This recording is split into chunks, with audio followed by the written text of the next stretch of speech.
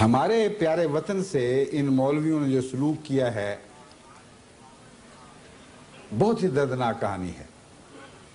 کہتے تھے ایک حکمران کے بعد دوسرے کو کہتے رہے کہ یہ کرو تو جنت نشان بن ملک ہو جائے گا، یہ کرو گے تو ملک جنت نشان بن جائے گا، اور ہماری خاطر یہ کام کر دو، تو جو کہو گے تمہاری مرادیں پوری کریں گے، ہماری دعائیں تمہارے حق میں قبول ہوں گی، جو مانگو گے مانگو، لیکن ہماری خاطر یہ کر دو۔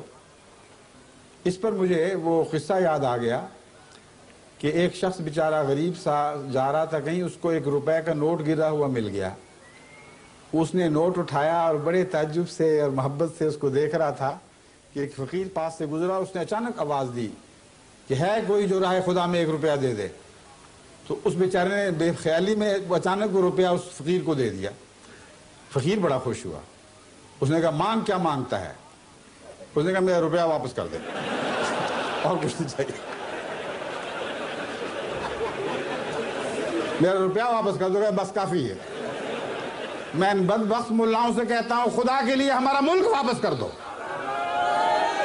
خدا کے لیے ہمارا ملک واپس کر دو، کیونکہ ہلاکت کے آخری کنارے تک پہنچ چکا ہے۔